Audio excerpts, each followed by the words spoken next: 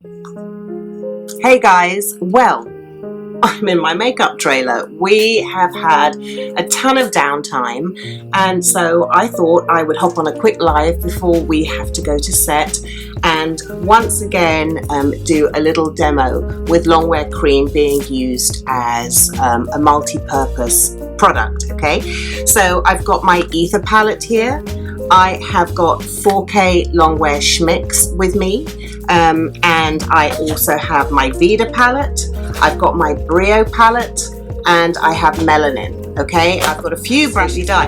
I've got 4K Longwear Schmicks here. Okay, this is a must-have. You can use it as a primer. You can use it to mix with Longwear Cream. It is silicone-based. It minimizes the appearance of fine lines and pores.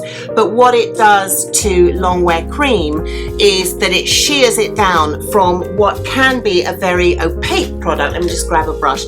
What can be a very opaque product to something that is completely translucent. And this brush I'm using is my number 4 Classic, my luxury lip. It's one of my favorites. It's got a great snap to it. It's a sable hair brush. I am a big fan of natural hair, and I'm just literally going to go straight in the pan here, right, and put Longwear into the pan. Okay, now you can see how dense that is. If you want to use it in its neat form, that's absolutely fine. I do it all the time. I always say the best way to use Longwear Cream is just to very delicately place it. But what I want to do is to shear it down so that we can make it into more of a sheared product. All right, and what that does is it still stays waterproof, it still stays Longwear, because the formulation of my Schmicks is very unique. It doesn't change. It will last all day. You still don't need to powder it. So look, I'm gonna, oh God, am I really that pale? Yes. Okay, Costa Rica, you've gone. So I'm gonna mix a little bit of yellow in there now, okay, just to make it more of my color, okay? I'd like to be more tan, but it simply isn't the case, but I will be, because I'll be sunbathing this weekend. Anyway, so I'm going to take now, this is my Best Kept Secret 4. I really love this brush. They're brilliant with Longwear Cream because they pick up, they're a fluffy brush, and it enables you just to do a very delicate amount of coverage. So what happens is we're neutralizing at the same time because we've got 40% pigment, okay? We are evening out the complexion. We are not blocking pores, which is what some people are worried about. Remember, there's no such thing as a blocked pore, but there is such thing as great skin maintenance and cleansing and exfoliating. So I'm doing half my face so that you can kind of see, even translucently, there is absolutely no reason why you don't get a real skin finish. And I haven't got a stitch of makeup on my face apart from brows and mascara. So my skin is 100% clean. Okay, so you can see right here, at least I hope you can. Let's do that. Yeah. That we are getting a really nice natural finish, and it doesn't take long. And maybe you're also wondering, well, why is she using a small brush? And I have to say that when I want a really delicate skin finish, I'm always using small brushes these days. I don't ever use a big makeup brush anymore to apply a foundation unless I want a very kind of made up look.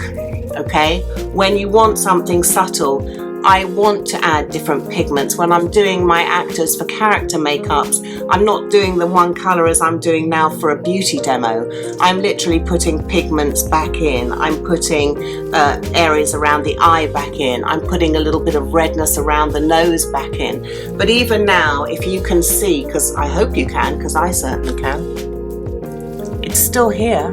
It's still even. Got a little bit of sun damage here. Let's just tip that out a bit. And the other thing about Schmicks is that it enables you to have more playtime with Longwear Cream, because a lot of you are concerned that you weren't able to work quickly enough with it. And I always say you do need to play around. You do need to try things out. You know, as artists, being an artist is like being a chemist or a scientist. You know, you really must just try things out. You've got to test them, you've got to experiment. But can you see how beautiful that coverage is? It's soft, it's sheer, it doesn't look at all dull. There's still light reflecting on my skin. Thank you, Makeup Light. And it's even. So now let's do the other side. And I'm literally just going to use the contents of what's left on my makeup brush. You know, you don't have to waste, guys. You spend so much money on your makeup kit. Really, why are you just using so much product unnecessarily? Why don't you learn to be more judicious in the amount of product you put in the pan, the amount of product you load up your brushes with, and remember, the bigger the brush, the more chance there is, especially if it's stiff hair, it's of drawing the product down into the base of the brush. So, you know, you're definitely going to waste. Let's see if I can do this whole face with what I mixed in the beginning. Let's go onto the chin, take it up to here. You know, I like skin to look like skin, even if it's a beauty makeup. I don't feel it's necessary, unless you have to cover, of course, but I don't feel that this cake face that everyone does is the most attractive thing. I like to see light radiating through the skin. It's what keeps skin looking young, okay? The minute you start to add density to a product on skin is when you lose the luster of it, and it is the luster that is the youthfulness of it. If you think about a child's skin, yeah, they're line free, and it's firm and it's plump, so what does it do? It shines, you know? We, especially in the USA where this trend started, you know, it's this heavy application of foundation that is really wholly unnecessary, and all it has succeeded in doing is creating a generation of women that look 10 years older than they need to because they're slapping it all on. It's just nonsense. It really, really is, in my opinion anyway. I'd rather try and look as radiant for as long as possible. Now, I'm going to use, taking that whatever is left on this brush, it's a tiny bit, and I can go back in just where I've got some broken veins, just touch it out, go under the eyes, give it a little bit more of a pop, and then I'll blend it off again, okay? Because believe me, I'm knackered. I've been shooting a movie here in Pittsburgh. It's been a very heavy week. I have not been getting the hours in of rest that I need. Just grab that. And so every little bit helps. Go over other areas just where I need a little bit more. You know, and in terms of bridal, I know that you have brides that are telling you that they want this heavy makeup look and that they're not willing really to take your opinion. They want it their way. And okay, fine, they're paying you for it. Let them have it their way. But don't they pay you for your expertise, you know? Look how red I am in my neck because it's bloody hot in this makeup trailer because God knows what. So I'm going to take some more. I'll mix a bit more of this in the pan here, right? I'm going to take a bit more of that the lighter colour just to bring it down a bit. And then I'm going to take Schmicks again and bring it down, and maybe add even a little bit more yellow. So you can see how clear and translucent that is, right? What we're doing is creating a veil, a really delicate veil. So here we go. We'll just literally gently even out the neck area. With brides, this is brilliant for the body because it does not transfer. You do not need to powder it. You do not need to set it. You do not need to fix it. It will not go on their beautiful wedding gown. There are so many makeups that I've done in my past where I really wish I'd have had long wear cream then, because I was using conventional products that needed powdering and needed fixing, and my God, the maintenance was ridiculous. It really was. So, you know, we've kind of evened it out a bit, okay? Right, so basically, there is your foundation. You want to create a blush? Let's use this one. Let's use this little pinky. I love this. The colour here is the soft mauve, and I do love it. And I love also mixing it. When I mix a blush, I'm going to mix it in with the foundation colour, whatever's left. Because then what happens is it becomes a skin tone rather than a makeup, right? And that's what you want. Blusher, if you're doing a natural skin, really should just be another type of skin tone. I'm literally, again, shearing it down now with more schmicks because I do not want it to read too strong. Do you see how fine and delicate the color is? And this is why I say to you guys, you're artists, right? We're gonna just do this and literally put a bit more here. That's Craig ringing. They might be traveling him to set. Sorry, baby, can't do.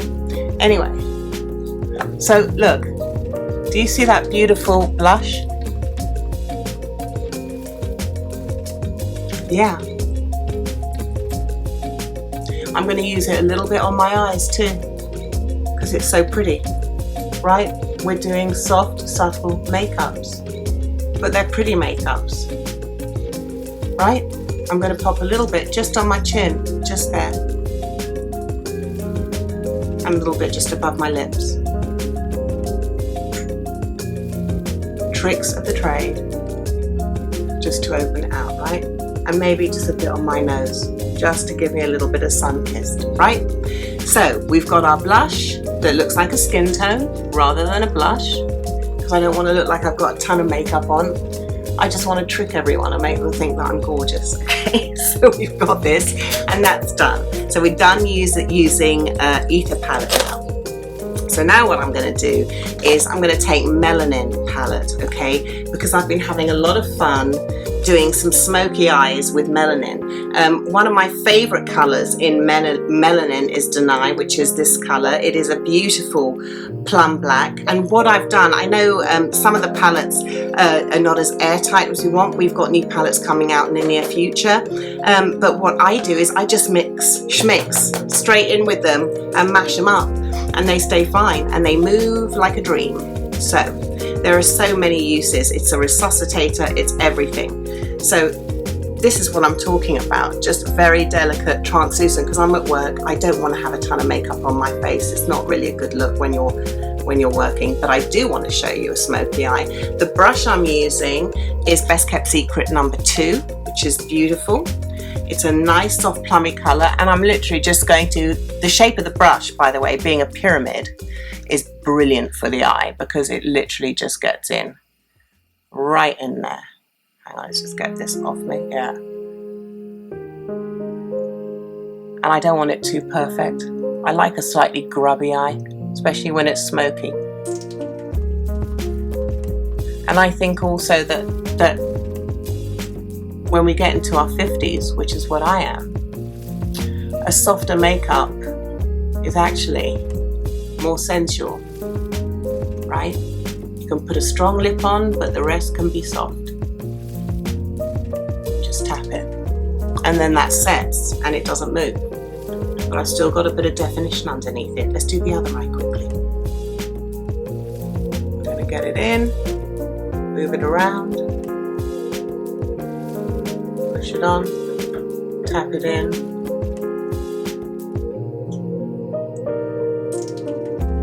Make sure they're even. I haven't got my glasses on, even though I've got my lenses. But it's there, right? If I want to get it down here, make it lower, sure, okay, no problem. Just do this, just do this. No problem, right? So there's a smoky eye. You can build it, remember that. You can build it. You don't have to have it as translucent as I've got it. My brows I had on this morning, but they've got a little bit, they've got a little bit of a hole in them. So because I haven't got my Essence palette, because that's on set, I'm going to mix a brow colour from my Melanin palette, because you're artists, I keep saying, mix your own colours. So I want to take a slight, well actually I'm going to mix a bit from Vida, or a bit from Essence, and a bit from Melanin. I'm going to take the colour Lupita from Melanin, and I'm going to pop it here. Okay, the brush I'm using is Classic 1. It's a beautiful little delicate brush. Okay, I'm going to grab a tissue, just rub my brush on it, and then I'm going back into my Ether palette, and I'm going to take a little bit of Golden Caramel and mix it with it and take it right down. Okay, let me show you. Take it down even more because I want a softer colour for my brow. There we go. And it's becoming nice and minky right now. Can you see? Okay. So because I want it softer, again, more translucent, I'm going to mix a bit of schmix. Take down the pigment, soften it, and it will set in the brow. And by the way, what's great about Longwear Cream as a brow colour is that it will set the hair. So I'm just literally going to paint it in, and it can be tiny little hairs.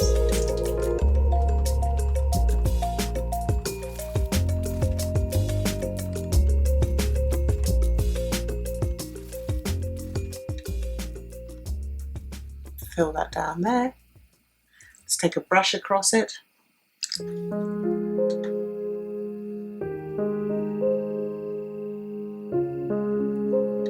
And then go in again. I don't just do one go, I like doing a couple. Okay. Let's give the face a bit more shape, the brow a bit more shape.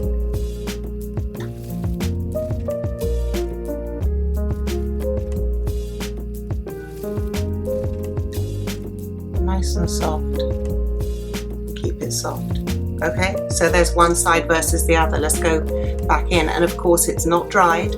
It's still there. It'll start to set once it's on. There's always one brow that's easier to do than the other. Have you noticed? For me, it's always this side. It's definitely got something to do with the way you sleep, the pressure that you had when your face was forming as a little one, if you used to end up sleeping on one side of the face more than other.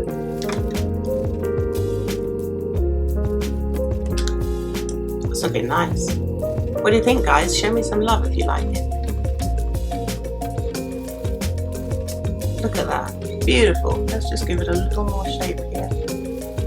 You know, and this stenciled eyebrow nonsense, you do not need brows to be identical. Look at my face. My face isn't the same. It's different on one side than the other.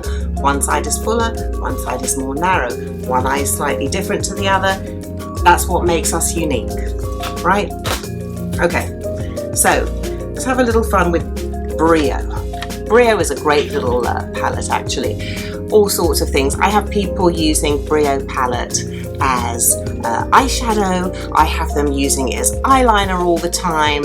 I have people using it on lips. It's a great creative palette. It's brilliant for avant-garde makeup. The pigments are off the charts. They are very, very, very intense.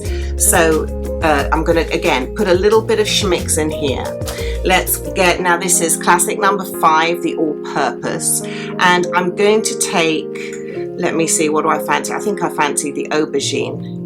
And I'm just going to grab a bit from Brio and mix a bit of schmix with it. And I actually think I'm going to create a different colour entirely because I've got this blue frock on and what have you. So let's take a little bit of the blue. Mix, mix, mix. Okay. And we'll put a little bit of teal. So we've got beautiful colours here. Guys, I gotta say it again. I cannot urge you more than I do every time I teach a masterclass or any time I get in front of a camera teaching you guys. You've got to mix your own colours. You've got to be unique, right? You've got to be individual. Why on earth do you want everyone to be able to code your makeup by the product you use? When I see people saying they've used MAC blah blah blah or this blah blah blah, I don't want anyone to know what I've used. I want my stuff to have mysticism to it. I want people to go, shit, that is amazing makeup. Okay, I don't want people to be able to go, oh yeah, she did that and she used that and she used that and she used that. No, I don't want you to know my stuff, because guess what? You're not me. Go be you. Go create your own colors. Go be an artist. Go be individual and go and create something really special.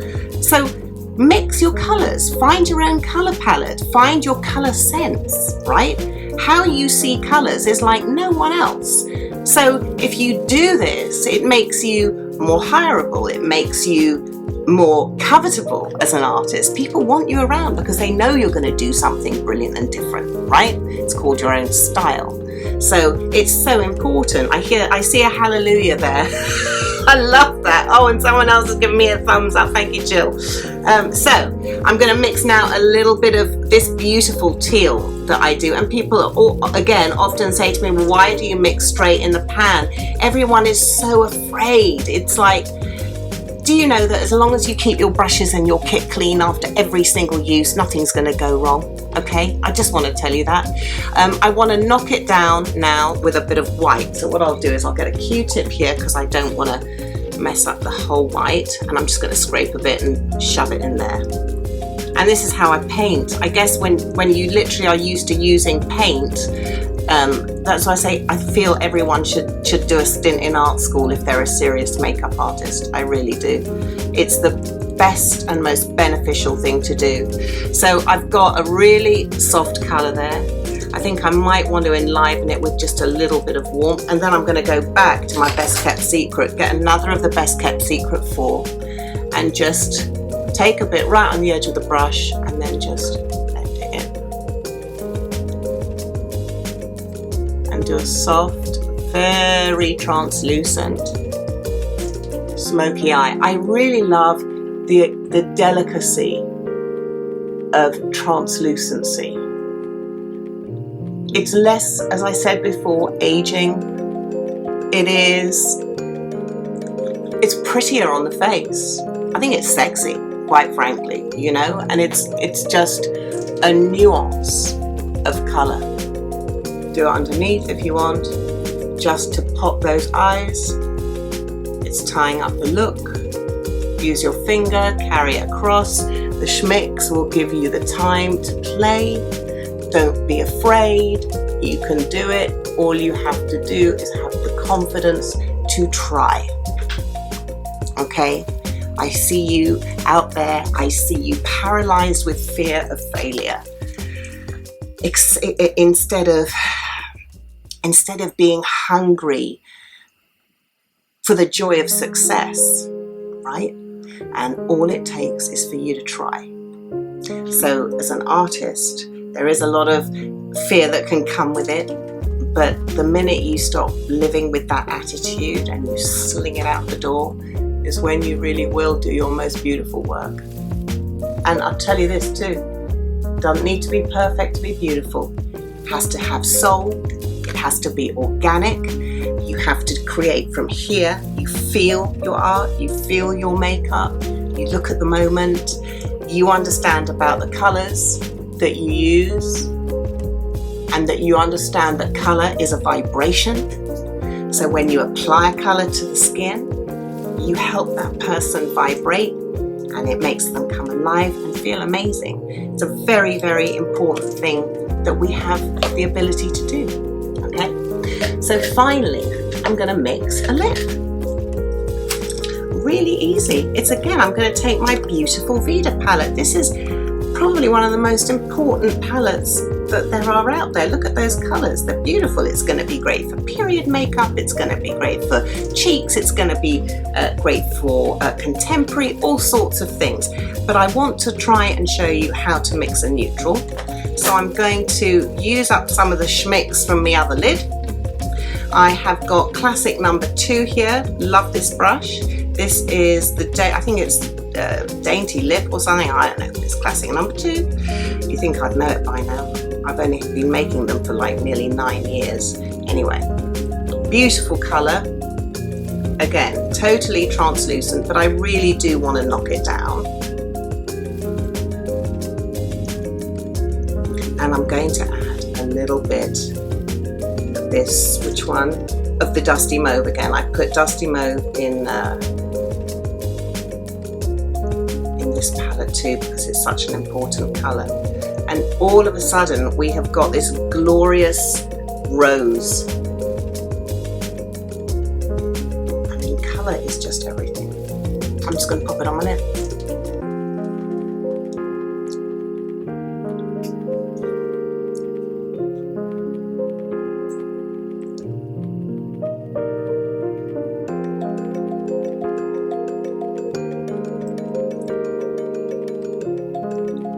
So hold on a minute.